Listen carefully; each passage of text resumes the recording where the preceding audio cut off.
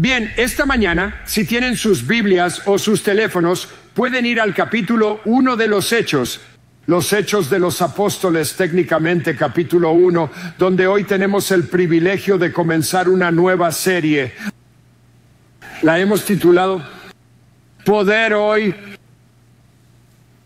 porque lo que leemos en el libro de los Hechos no es algo relegado a hace 2000 años. Es algo que está diseñado y pensado para hoy. Así que conforme vamos estudiando este libro, vamos a aprender algunos tremendos principios espirituales. Vamos a ver, en primer lugar, cómo Dios obra a través de su Espíritu Santo para capacitar a su pueblo para hacer lo que sería imposible para cualquiera de nosotros hacer por nuestra propia cuenta. Vamos a ver cómo Dios diseñó para nosotros para que nos ministremos unos a otros. Vamos a ver su modelo para construir la iglesia. Vamos a ver su modelo y plan para la evangelización mundial y las misiones. Si quieres saber de dónde viene la iglesia, cómo se fundó y cómo debería ser hoy, el libro de los Hechos responde ese tipo de preguntas. Así que hoy nos centraremos en los antecedentes del libro y hablaremos de algunos conceptos que son importantes que comprendamos, y a partir de la semana que viene empezaremos en el capítulo 1 y empezaremos a desarmarlo. Permítanme decir esto, el libro de los Hechos podría fácilmente, con la misma facilidad, ser llamado los Hechos del Espíritu Santo. Porque cuando lees el libro de los Hechos, la persona dominante es el Espíritu Santo, la tercera persona de la Trinidad. El Espíritu Santo está en cada página, está involucrado en la vida de cada persona. 42 veces se mencionan las palabras Espíritu Santo, otras 15 veces dice el Espíritu, hablando del Espíritu Santo, lo que significa que 57 veces se menciona al Espíritu Santo en el libro de los Hechos. A medida que lo lees es el Espíritu lleno, el Espíritu vino sobre, el Espíritu dijo, el Espíritu llevó, literalmente movió a alguien del punto A al punto B. Todo tipo de actividades del Espíritu Santo empoderando a las personas mientras compartían el Evangelio. Una de las cosas más difíciles de hacer es compartir el Evangelio sin el empoderamiento del Espíritu Santo. Y aún así hay muchos cristianos que intentan hacer eso. No está mal hacerlo, solo es más difícil hacerlo. Cuando una persona es llena del Espíritu Santo, hace una diferencia dinámica en su vida, porque de repente no es solo lo que ellos pueden hacer, sino que es el poder de Dios sobre ellos, obrando a través de ellos para lograr lo que solo Él puede hacer, y lo que Él puede hacer siempre es mejor y más grande que lo que tú y yo podemos hacer. El libro de los Hechos gira alrededor del Espíritu Santo y en sus obras. Mientras regenera, mientras bautiza, mientras siente, mientras elige, mientras envía, mientras empodera a la gente para hacer milagros, mientras preside sobre las decisiones en la iglesia, literalmente el Espíritu Santo dirige absolutamente todo lo que sucede en la iglesia primitiva. Oro para que eso sea cierto de la iglesia James River. Lo último que quiero es lo que yo pueda hacer. Lo último que me interesa es lo que a mí se me ocurre y a lo que puedo dar mi fuerza. Me interesa más lo que Él hace y prefiero hacer solo lo que Él quiere hacer que perder el tiempo haciendo 1000 cosas más. El libro de los Hechos nos habla del crecimiento de la iglesia. Si vamos a ver la iglesia de Jesucristo construida, tenemos que ser dirigidos, tenemos que ser guiados, tenemos que ser fortalecidos por el Espíritu Santo. Ahora, cuando llegamos al libro de los Hechos, el libro de los Hechos es un conjunto de 2 volúmenes. Es el segundo de 2 volúmenes. El volumen número 1 es el Evangelio según Lucas, y luego el volumen 2 son los Hechos de los Apóstoles. Lucas es quien escribió ambos libros. Curiosamente es el único gentil que escribe un libro en el Nuevo Testamento y escribe 2. Aparte de eso, no sabemos mucho sobre Lucas. Sabemos que era un doctor. Pablo escribe en Colosenses capítulo 4, versículo 14, nuestro querido amigo Lucas, el médico, envía saludos. Era un buen amigo de Pablo. Sabemos que estuvo con Pablo realmente durante la mitad del libro de los Hechos. Encontramos a Lucas ahí a partir del capítulo 16. Lucas está con Pablo, sirviendo a Pablo, está ayudando a Pablo. Lucas escribe sobre todos estos diferentes eventos en primera persona. Buscamos ir a Macedonia. Lucas está con Pablo mientras llevaba el evangelio a Europa. Navegamos fuera de Filipos. Cuando llegamos a Jerusalén, éramos en total 276 personas en el barco cuando se produjo el naufragio. Al final de su vida, mientras estaba en prisión, Pablo escribe esto en el capítulo 4 de la segunda carta a Timoteo. En el versículo 11 dice esto: solo Lucas está conmigo. Lucas era un buen amigo del apóstol Pablo. Una de las razones por las que Lucas escribe este relato en los Hechos, no es la única razón, pero prácticamente hablando, en el mundo romano es para explicar este movimiento llamado cristianismo, ya que se extendió por todo el imperio romano. En 30 años, imagina esto, pasa de un poco de seguidores a literalmente dominar el imperio romano. Y habría preguntas: ¿de dónde vino? ¿Cómo pudo suceder que unas pocas personas sin educación pudieran difundirlo tan rápidamente? ¿De dónde sacaron los recursos? Y el punto de Lucas no es solo dar un relato histórico, pero en un sentido muy real. Lo que Lucas está haciendo es escribir un elogio del cristianismo al mundo romano. Esto es lo que hace. Da un tratamiento favorable del cristianismo como es recibido por varios prominentes oficiales romanos. Así que cuando una persona lo lee, dice: ¿quieres decir que el gobernador de Chipre se hizo cristiano? El procónsul de Acaya fue favorable hacia el apóstol Pablo. Los funcionarios de Éfeso conocían a varios cristianos. Los gobernadores romanos en Judea escuchaban a Pablo, interactuaban con Pablo, sabían de él. Los comandantes romanos lo sabían. El gobernador de Malta lo sabía. Su padre fue sanado por el apóstol Pablo. Lo que Lucas está haciendo es señalar que el cristianismo no es un culto encubierto en secreto y dirigido por un grupo de lunáticos. Muchos oficiales del gobierno, cuando fueron expuestos al cristianismo, fueron muy favorables en su respuesta. El versículo clave del libro es Hechos capítulo 1 y versículo 8.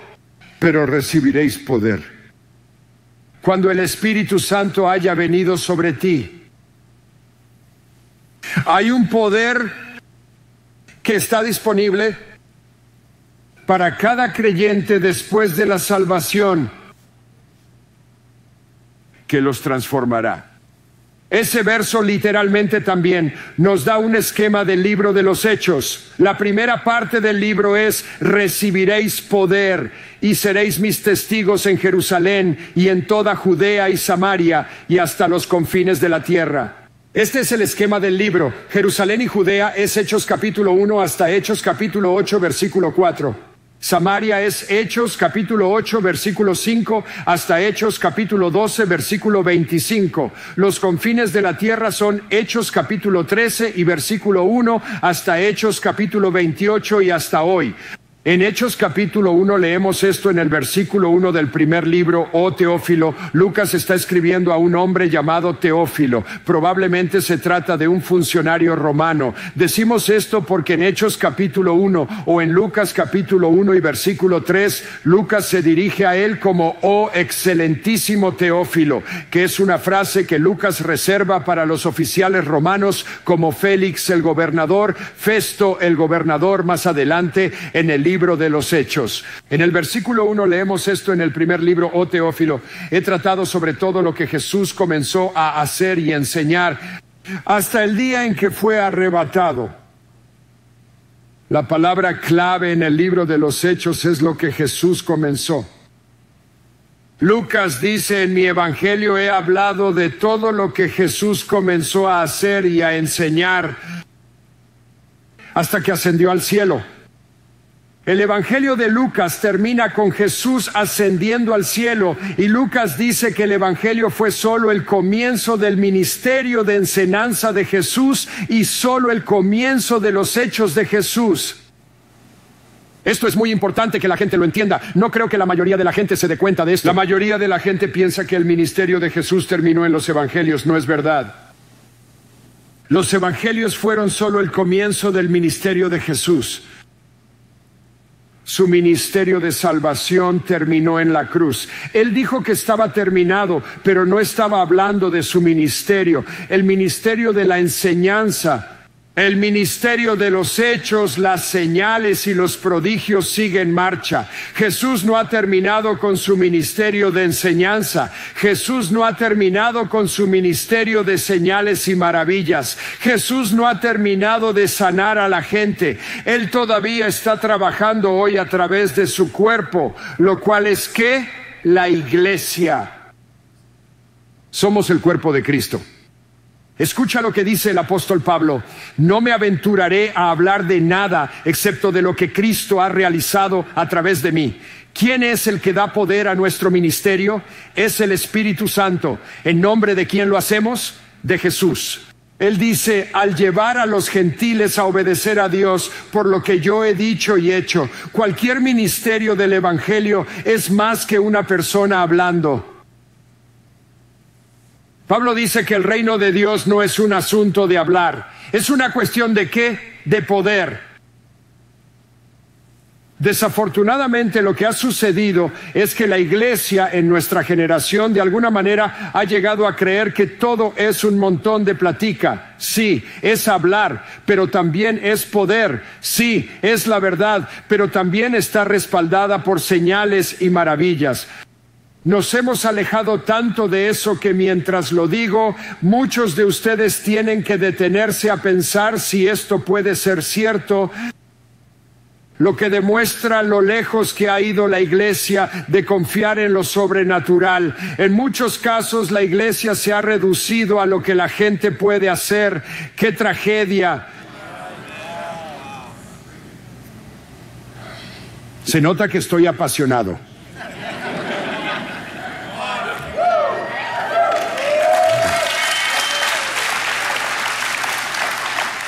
No me aventuraré a hablar de nada, excepto lo que Cristo ha logrado a través de mí al llevar a los gentiles a obedecer a Dios por lo que he dicho y hecho.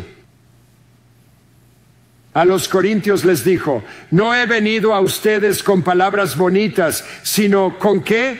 Con una demostración del poder del Espíritu. Él dice esto: por lo que he dicho y hecho, por el poder de señales y milagros, por el poder del Espíritu. Así que desde Jerusalén hasta Ilírico he proclamado plenamente el Evangelio de Cristo. Quiero sugerirte algo que, de nuevo, si vas a decir, bueno, yo creo, entonces no puedo ayudarte. Porque una vez que vamos allí, una vez que vamos a lo que pensamos, entonces no importa. Puedes pensar 1000 cosas que pueden ser ciertas o no. Simplemente te estoy sugiriendo que bíblicamente hablando, el Evangelio siempre se compone de palabras y hechos.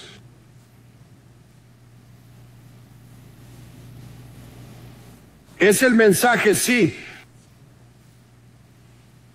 respaldado por el poder del Espíritu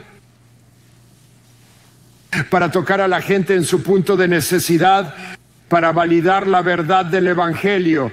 Esta es la voluntad de Dios y ese es su deseo de equipar no solo a unos pocos, sino a todo el mundo.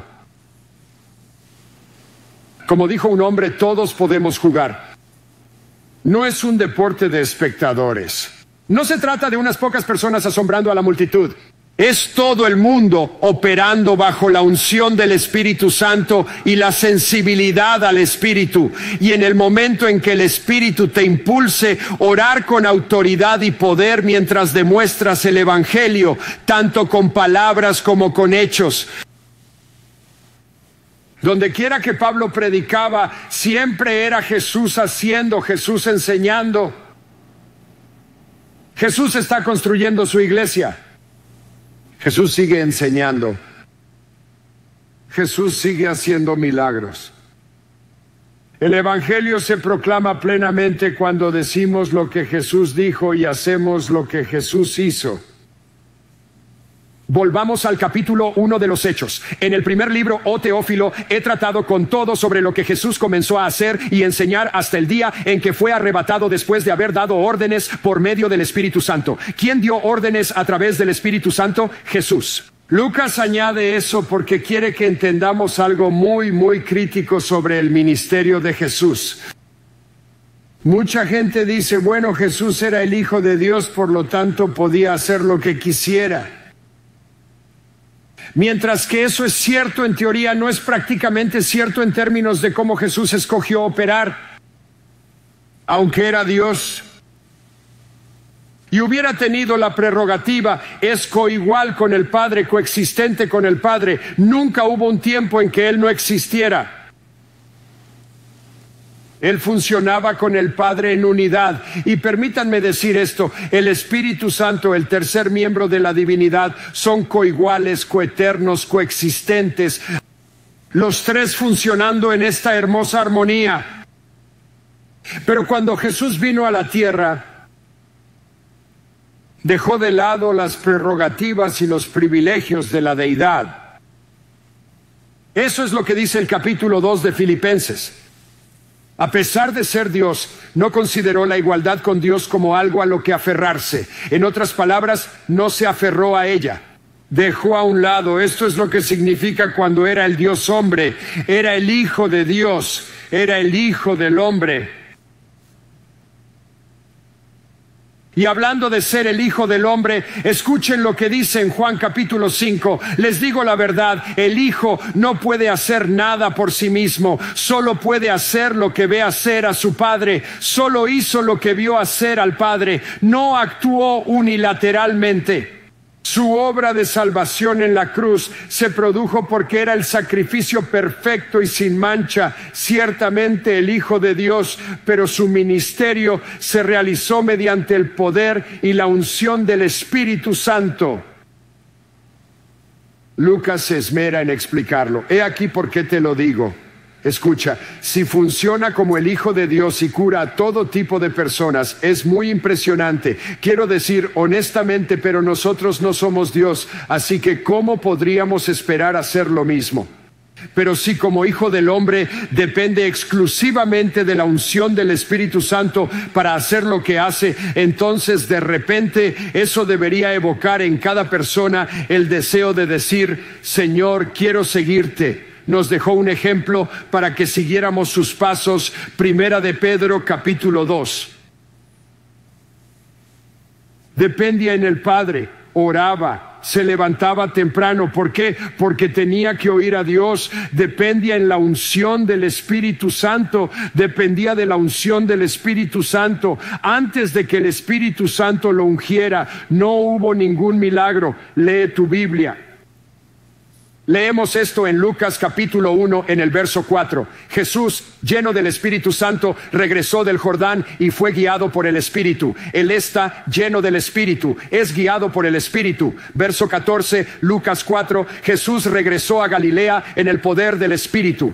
En Lucas capítulo 4 en el verso 16, ese es Jesús, fue a Nazaret donde se había criado. Y en el día de reposo fue a la sinagoga como era su costumbre, y se puso de pie para leer. La forma en que funcionaba era que si tenías a alguien que era bien conocido o tal vez alguien que volvía a casa, que se había ido y ahora regresaba, que sería el caso de Jesús, se le daría el privilegio de leer de las Escrituras para ese día. Y no escogían, no decían, déjame pensar, creo que me gustaría leer de Isaías. No, todos los sábados hay una lectura determinada del Antiguo Testamento, una lectura determinada del profeta, una lectura determinada de la ley, una lectura determinada de los salmos. Así que el día que está allí, la lectura que se debe de leer es de Isaías. Le entregaron el rollo del profeta Isaías y al desenrollarlo encontró el lugar donde está escrito: el Espíritu del Señor está sobre mí porque me ha ungido para anunciar las buenas nuevas a los pobres. Me ha enviado a proclamar la libertad a los presos y la vista a los ciegos, a liberar a los oprimidos, a proclamar el año de gracia del Señor. Enrolló el rollo, se sentó y dijo: hoy se ha cumplido. Fue ungido por el Espíritu Santo. Tienes una idea de su dependencia del Espíritu en el capítulo 5 de Lucas. Y el poder del Señor estaba presente. Recuerden que estaba enseñando a todos los fariseos y líderes religiosos que habían venido a escucharlo. Y entonces Él les está enseñando en una casa y no hay lugar. Y hay 4 amigos que tienen un amigo que estaba paralizado. Y entonces van a bajar a su amigo por el techo. Y Lucas nos da esta visión. Y el poder del Señor estaba presente para que sanara. ¿Qué implica eso? Hubo veces que no fue así. Hubo veces que sanó a todos. Hay veces que no lo hizo. Generalmente lo hizo. Pero en este caso, el poder del Señor está presente para que Él lo sane. Así que lo hace. Lucas 10, en ese momento Jesús, lleno de gozo como a través del Espíritu Santo, dijo: te alabo, Padre, Señor del cielo y de la tierra. En Lucas capítulo 10 y versículo 38, Pedro dice: y ustedes saben que Dios ungió a Jesús de Nazaret con el Espíritu Santo y con poder. ¿Cómo hizo lo que hizo? Fue ungido con el Espíritu Santo y con poder. Y Jesús iba por todas partes haciendo el bien y sanando a todos los oprimidos por el diablo, porque Dios estaba con él. Si quieres que el Señor esté contigo de una manera inusual, de una manera poderosa, sé lleno del Espíritu Santo y deja que te unja con el Espíritu Santo y con poder. Y mira lo que pasa. Jesús fue empoderado por el Espíritu Santo. Así es como hizo lo que hizo.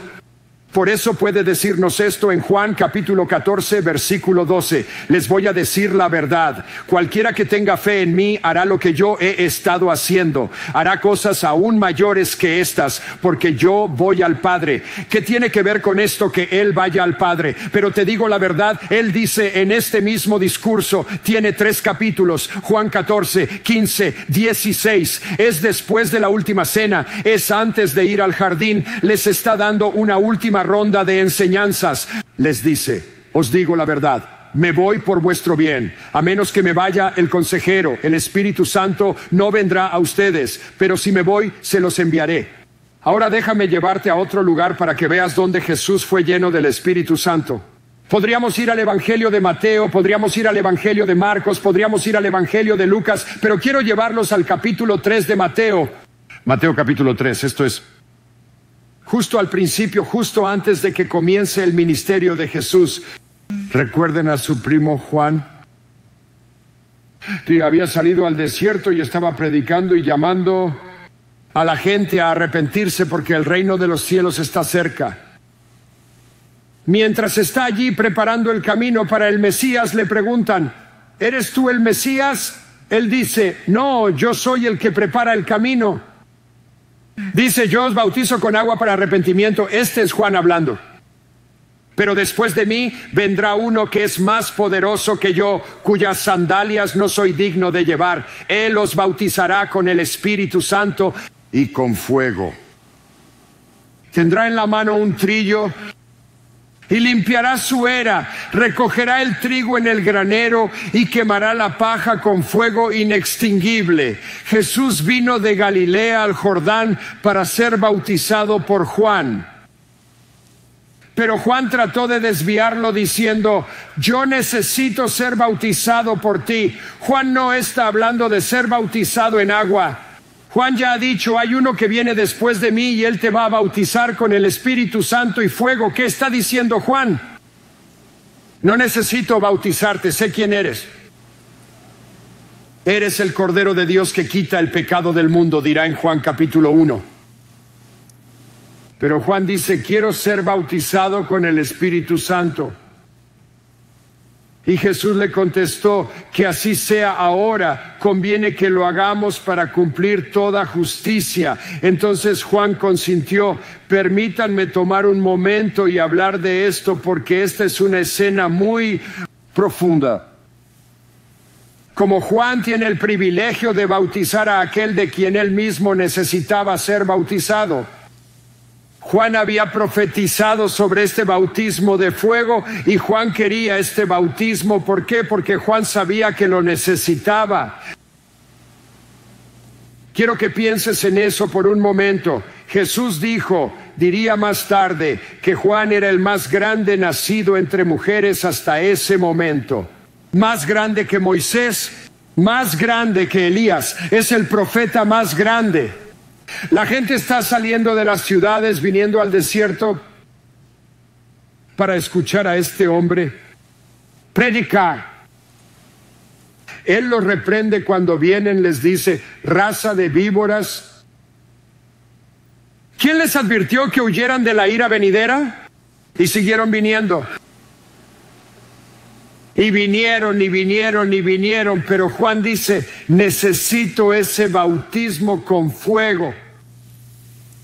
La mayoría de la gente diría, no, tengo a las multitudes viniendo, estoy bien. La mayoría de la gente diría, me gusta lo que tengo, estoy haciendo un buen trabajo. Simplemente estoy diciendo, si Dios tiene más, mi pregunta para ti es, ¿lo quieres? Porque a decir verdad, hay algunos aquí hoy y no están seguros. Y tal vez es porque cuando miras tu vida dices, creo que estoy haciendo un buen trabajo. Solo estoy diciendo, si ustedes realmente entienden de qué se trata esto, de qué se trata este bautismo de fuego, no serás capaz de pensar en otra cosa hasta que lo tengas.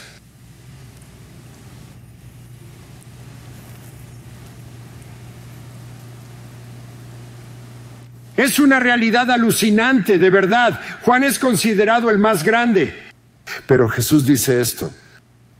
El más pequeño en el reino de los cielos es más grande que Juan. ¿Cómo es posible? ¿Sabes cuál es la respuesta? Ese bautismo en fuego. Y entonces tienes a Jesús y Él está allí. Y voy a hablar brevemente de esto. El que estaba sin pecado pasó por un bautismo de arrepentimiento cuando no tenía pecado del cual arrepentirse. ¿Por qué?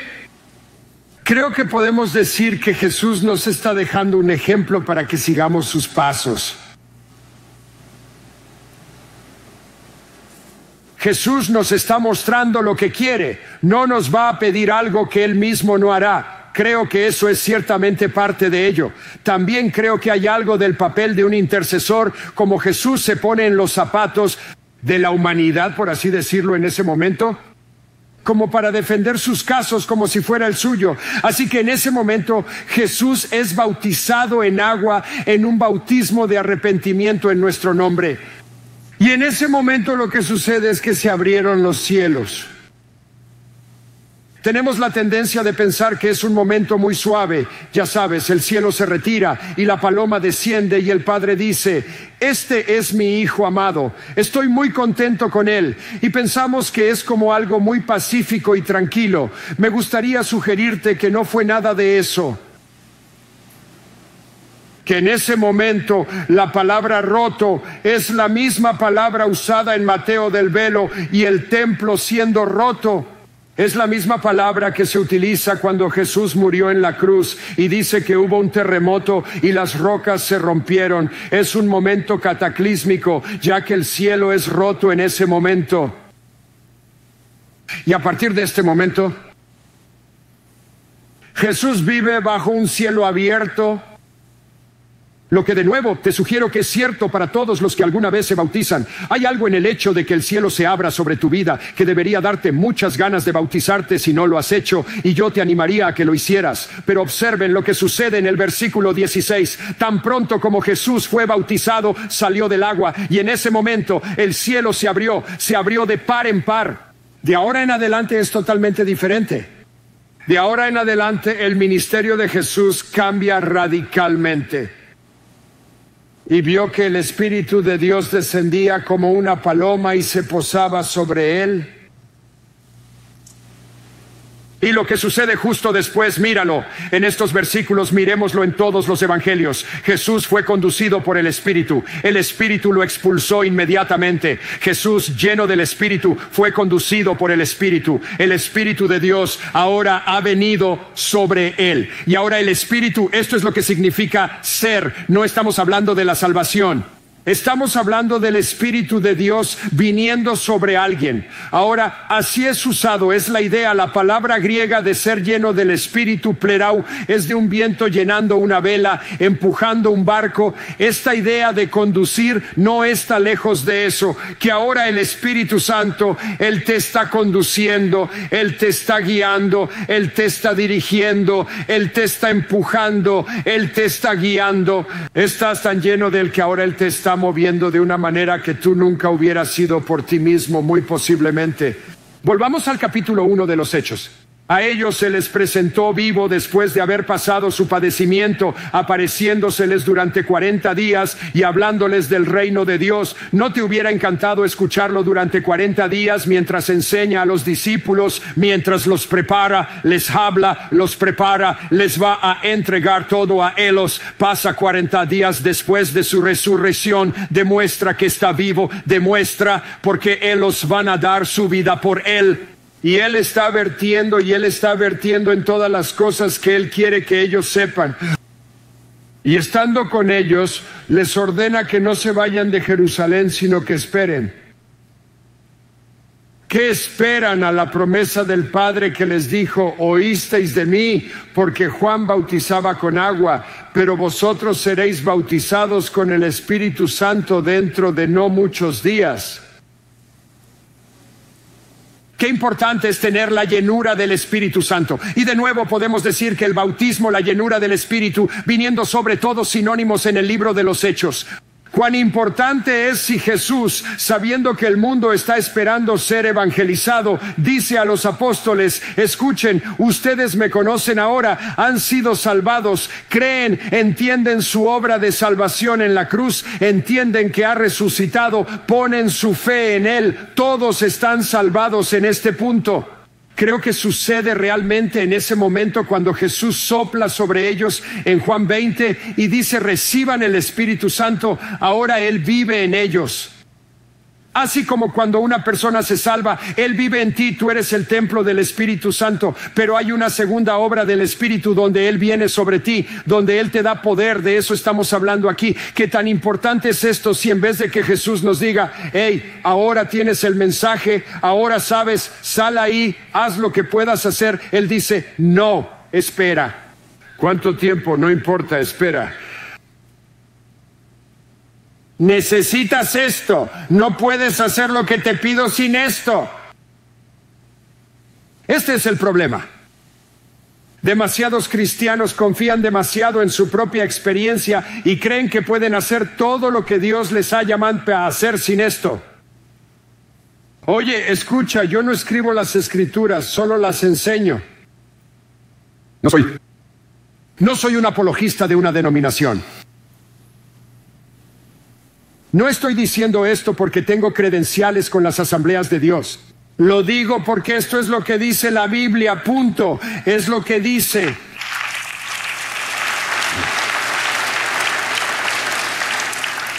Y lo que quiero que entiendas es que si no has sido empoderado por el Espíritu Santo de esta manera, tus tiempos más emocionantes están frente a ti. Que has estado manejando en un carro con ruedas cuadradas.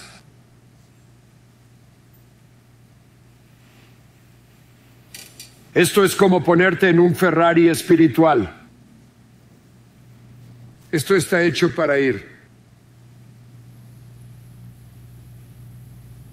John Piper escribe esto. Eso fue un giro en tema, ¿no? Estamos tratando de responder a la pregunta: ¿cuál es el corazón o la esencia de ser bautizado con el Espíritu Santo? He dicho que no creo que la esencia sea el nuevo nacimiento o la conversión o estar unido al cuerpo de Cristo. Dice que no es ser salvo. Eso no es lo que estamos hablando aquí. Este es John Piper. ¿Qué es entonces? Porque no creo que sea lo mismo de lo que Pablo habla en Primera de Corintios capítulo 12, versículo 13, que es donde mucha gente toma un giro equivocado a la izquierda porque no están leyendo lo que la Biblia dice. Primera de Corintios dice esto: porque todos fuimos bautizados por un espíritu en el cuerpo de Cristo. El Espíritu de Dios nos coloca en el cuerpo de Cristo. ¿Quién está haciendo el bautismo aquí? El Espíritu Santo. ¿Quién hace el bautismo del que hablamos en Hechos? Jesús. Son dos bautismos diferentes. Volviendo a Piper, creo que la esencia de ser bautizado con el Espíritu Santo es cuando una persona que ya es creyente recibe un extraordinario poder espiritual para el ministerio de exaltación de Cristo. Él tiene razón. Eso es exactamente lo que dice. Y cualquier mirada objetiva a la Escritura llegará a esa conclusión. Solo te lo digo. Escucha, cuando la gente comienza a formar su teología de defensas sectarias, su interpretación de las Escrituras comienza a torcerse. Deja que la Biblia hable. Deja que diga lo que dice.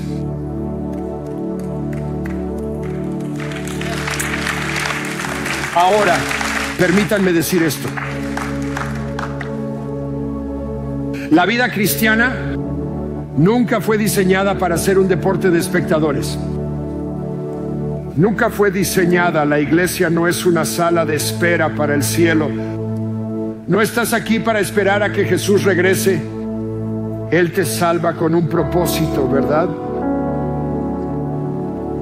Fuimos creados en Cristo Jesús para hacer buenas obras que Él ordenó de antemano que hiciéramos. Y honestamente, el alcance y la escala de lo que Dios nos ha llamado, no a mí, sino a ti, a hacer,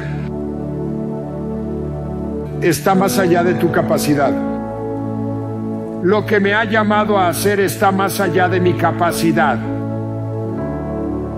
Nacimos de nuevo para compartir las buenas nuevas, pero antes de evangelizar tenemos que ser empoderados. Y no estoy diciendo que la gente, hay personas que han hecho mucho en el camino de la evangelización sin esto. Solo digo que habrían hecho aún más con esto. El cristianismo se trata de demostrar el poder de la resurrección. Se trata de, escucha, tienes que hacerlo. Mientras hablamos de que Jesús está vivo, mientras hablamos del poder de Dios que obra en nosotros, de lo que estamos hablando es del tipo de poder que no solo nos ayuda a decirle a la gente con valentía el Evangelio. Permítanme decir esto porque quiero hablar a los pentecostales en la sala, la gente que diría, estoy lleno del Espíritu. Creo esto, en general, esto sería mi experiencia, que en muchos casos no se puede ver la diferencia entre una persona que dice está llena del Espíritu y otra que no lo está.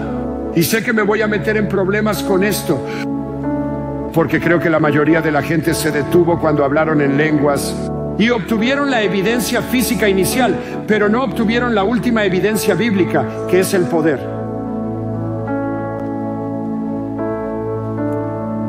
Comenzaron a hablar en un idioma que no conocían y dijeron, lo tengo. No, lo sabrás cuando estás lleno, cuando estás rebosante. Yo sugeriría esto a cada creyente lleno del Espíritu en este cuarto que dice, estoy lleno del Espíritu. Si tienes miedo de la gente cuando se trata de testificar, no estás lleno del Espíritu al grado que Dios quiere que estés. Tú dices, ¿qué quieres decir? Esto es lo que Jesús dijo. Recibirás poder cuando el Espíritu Santo venga sobre ustedes y seréis mis testigos. ¿Sabes lo que la palabra testigos es en el griego? De ella sacamos la palabra mártir. Ustedes serán mis mártires en Jerusalén, Judea, Samaria y hasta los confines de la tierra.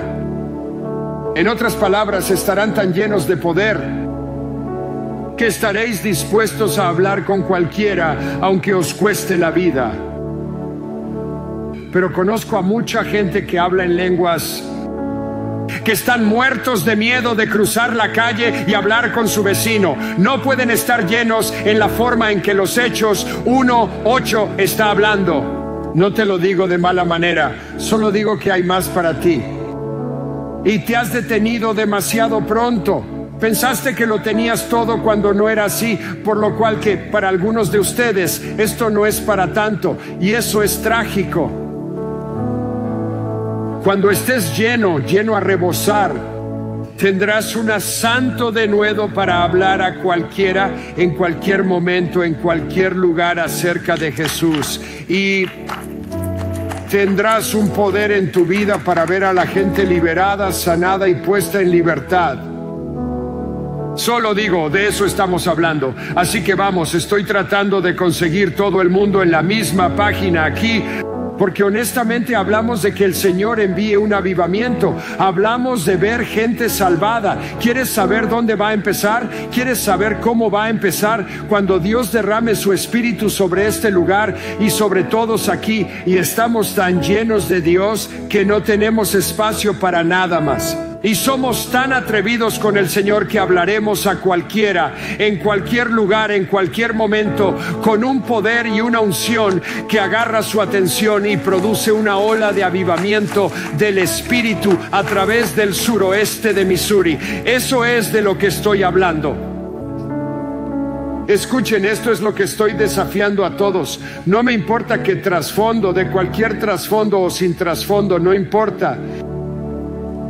El asunto es que una vez que llegas a conocer a Jesucristo, has entrado en una relación sobrenatural con el Dios del universo, y Dios te ha creado con un propósito. Fuiste creado a propósito, con un propósito. Dios quiere usarte, quiere darte poder, y todos podemos ser parte de eso. Y Dios quiere poner su mano sobre ti. Él quiere darte un denuedo que te llevará más allá de ti mismo. Escucha, ser testigo no es solo para el erudito o el elocuente o la persona que tiene mucho carisma. Es para la persona callada, llena del Espíritu Santo, que se levanta y dice: quiero hablarles de mi Dios, quiero contarles lo que Él ha hecho por mí, y no me importa lo que pienses, pero estoy lleno del Espíritu Santo, y Él te está dando poder para ministrar a la gente. De eso estamos hablando. Eso es poder del cielo, y eso es poder para hoy, y ese poder está disponible para todos los que conocen a Jesucristo como su Salvador. Así que mi pregunta para ti es: ¿has recibido ese poder? ¿Estás lleno a rebosar? Cuando miras tu vida, hay un denuedo que dice: no tengo miedo de los hombres, no tengo miedo de nadie, estoy dispuesto a compartir a Cristo con cualquiera, en cualquier lugar, en cualquier momento, lo que sea. Y cuando oras con un efecto que no proviene de ti, sino del poder de Dios obrando a través de ti para traer liberación, sanidad, respuestas a las imposibilidades de las vidas de las personas. Así es como el libro de los Hechos describe la vida cristiana, y eso es lo que Dios quiere para ti. Poder para hoy. Amén.